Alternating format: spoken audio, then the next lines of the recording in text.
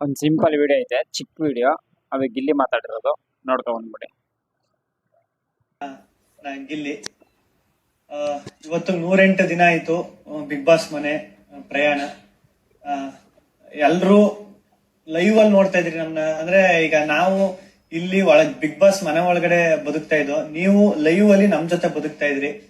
Live ಅಲ್ಲಿ ನಮ್ಮನ್ನ ನೋಡ್ಕೊಂಡು ನಮ್ ಪ್ರತಿಯೊಂದು ಮೂಮೆಂಟ್ನು ಪ್ರತಿಯೊಂದು ಆಟನೂ 24 hours ನೋಡ್ಕೊಂಡು ನೀವು ನಮ್ ಜೊತೆ ಕನೆಕ್ಟ್ ಆಗ್ಬಿಟ್ಟಿದ್ರಿ. ಇವತ್ತು 108 ದಿನ ತುಂಬಾ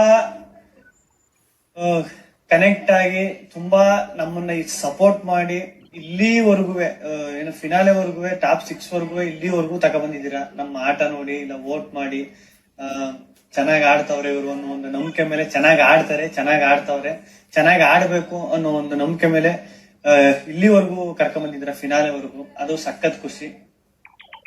ಬಂದು ಒಂದ 100-108 ದಿನ ಅಂದ್ರೆ ಹೆಚ್ಚು ಕಮ್ಮಿ 3-4 ತಿಂಗಳು ಹತ್ತತ್ರ. 4 ತಿಂಗಳಿಂದನೂ ಇಲ್ಲಿ ಎಲ್ರ ಜೊತೆ ಸೇರುದು ಬೆರೆದು ಆ ಆಟದಲ್ಲ ಉತ್ಸಾಹ ಹುಮ್ಮಸ್ಸು ಎಲ್ಲ ಹೆಂಗ್ ಬಂತು ಅಂದ್ರೆ ಎಲ್ಲ ನಿಮ್ಮಿಂದ, ಕರ್ನಾಟಕ ಜನತೆಯಿಂದ. ನೀವು ನಮ್ಗೆ ಮಾಡಿರೋ ಸಪೋರ್ಟು ಓಟು ಅದು ಇಲ್ಲಿವರೆಗೂ ಕರ್ಕೊಂಡ್ಬಂದ್ಬಿಟ್ಟೈತೆ. ಇನ್ನು ಫಿನಾಲೆಗೆ ಬರೀ ಒಂದೇ ಹೆಜ್ಜೆನೂ ಇಲ್ಲ, ಫಿನಾಲೆನೆ ಈಗ ನೆಕ್ಸ್ಟ್ ಬರೋ ವೀಕೆಂಡ್ಗೆ.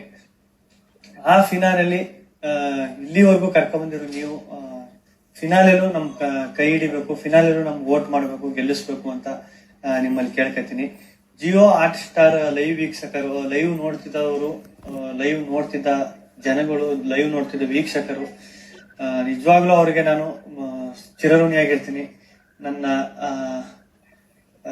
ಏನಂತಾರೆ, ನನ್ನ ಜನ್ಮ ಇರೋವರೆಗೂ, ನನ್ನ ಪ್ರಾಣ ಜೀವನ ಎಲ್ಲ ಇರೋವರೆಗೂ ಕನ್ನಡ ಜನತೆನ ನಾನು ಯಾವತ್ತೂ ಮರೆಯಲ್ಲ. ಅವ್ರ ಸಪೋರ್ಟ್ ಇಂದಾನೆ ಇಲ್ಲಿವರೆಗೂ ಈಗ 4 ಜನ ಗುರುತಿಸುವಂಗ ಆಗಿರೋದು ನಾನು.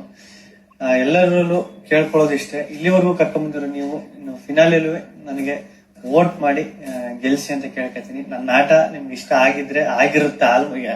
ಆಗಿರ್ತದ ಆ ನಂಬಿಕೆ ನನಗೂ ಐತೆ. ದಯವಿಟ್ಟು ವೋಟ್ ಮಾಡಿ ಫಿನಾಲೆಲ್ಲಿ ನನ್ನ ಗೆಲ್ಸಿ ಅಂತ ಕೇಳ್ಕೊತೀನಿ. ಧನ್ಯವಾದ. ಗಿಲ್ಲಿ ನಮ್ಗೆ 108 ದಿನ ನಗ್ಸವನೆ, ಮನರಂಜನೆ ಕೊಟ್ಟವನೆ. ಅವ್ನಿಗೆ 99 ಓಟ್ ಹಾಕೋದ್ರಲ್ಲಿ ತಪ್ಪೇನಿಲ್ಲ. ಈ 99 ಓಟು ಅವನ್ಗೆ ಸೂಟ್ ಆಗೋಷ್ಟು ಬೇರೆ ಯಾರಿಗೂ ಸೂಟ್ ಆಗಲ್ಲ.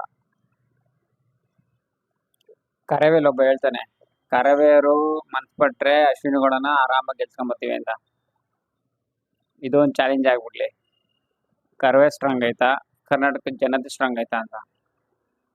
ಅಲ್ಲ ಗುರು, ಒಟ್ಟಿನಲ್ಲಿ ಟೋಟಲಿ ಟ್ಯಾಲೆಂಟ್ ಇರೋ ಗೆಲ್ಬೇಕೆ ಹೊರತು ಇನ್ಫ್ಲೂಯೆನ್ಸ್ ಇರೋರಲ್ಲ. ಈ ಗೆಲುವಿಂದ ಗೊತ್ತಾಗುತ್ತೆ ಆನಬಲ ಇನ್ಫ್ಲೂಯೆನ್ಸ್ ಇಲ್ಲ ಜನಗಳ ಪ್ರೀತಿನ ಅಂತ. ಕರವೇ ಒಂದು ದೊಡ್ಡ ಸಂಘಟನೆ ಇರ್ಬೋದು ಕರ್ನಾಟಕದಲ್ಲಿ, ಮೋಸ್ಟ್ಲಿ ಅದೇ ದೊಡ್ಡ ಸಂಘಟನೆ. ಹೇಳಕ್ಕಾಗಲ್ಲ, ಅವರು ಮನಸ್ಪಟ್ರೆ ಗೆಲ್ಬೋದು. ಬಟ್ ಕರ್ನಾಟಕ ಜನತೆ ಯಾರು ನಿದ್ದೆ ಮಾಡ್ತಲ್ಲ ಅನ್ಕೋತೀನಿ. ಗಿಲ್ಲಿ ಸೋಲೋಷ್ಟು ಬೇಜವಾಬ್ದಾರಿ ನಮಗಿಲ್ಲ. ಯಾಕೆ ಅಂದರೆ ಗೊತ್ತು 99 ಹಾಕೋ ಸ್ಟಾರ್ಟ್ ಆಗಿದೆ, 99 ಹಾಕ್ಲೇಬೇಕು ಅಂತ.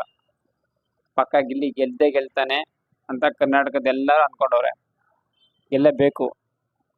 ಇವ್ರು ಮಾಡೋ ಇನ್ಫ್ಲುಯೆನ್ಸು, ಇವ್ರು ಮಾಡೋ ಆಸೆ ಆಮಿಷ ಎಲ್ಲ ಸೈಡ್ಗಿಟ್ಟು ಗಿಲ್ಲಿ ಗೆಲ್ತಾನೆ. ಅದಕ್ಕೆ ಕರ್ನಾಟಕ ಜನತೆ 2 ದಿನ ಇದೆ ಅಷ್ಟೇ. 2 ದಿನ ಯಾರು ಮೈ ಮರೆಯಬಾರ್ದು. ನೀವು ಓಟ್ ಹಾಕ್ಬೇಕು, ನಿಮ್ಮ ಕುಟುಂಬದ ಹತ್ರ ಓಟ್ ಹಾಕ್ಬೇಕು, ನಿಮ್ಮ ಸ್ನೇಹಿತರ ಹತ್ರ ಓಟ್ ಹಾಕ್ಸ್ಬೇಕು.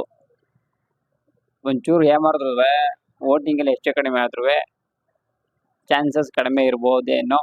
ಯಾವುದೇ ಕಾರಣಕ್ಕೂ ಸೋಲಲ್ಲ, ಅದು ಬೇರೆ ವಿಷಯ. ಹೇಳಕ್ಕಾಗಲ್ಲ, ಸುಮ್ಮನೆ ಇನ್ಫ್ಲೂಯೆನ್ಸ್ ಹಿಡ್ಕೊಂಡು ಲಂಚ ಅದೆಲ್ಲ ಆಮಿಷ ಅದೆಲ್ಲ ಹೊಡ್ಕೊಂಡು ಗೆದ್ಬಿಟ್ರೆ ಅಂತ ಅಷ್ಟೇ. ಚಾನ್ಸೇ ಇಲ್ಲ ಬಿಡಿ.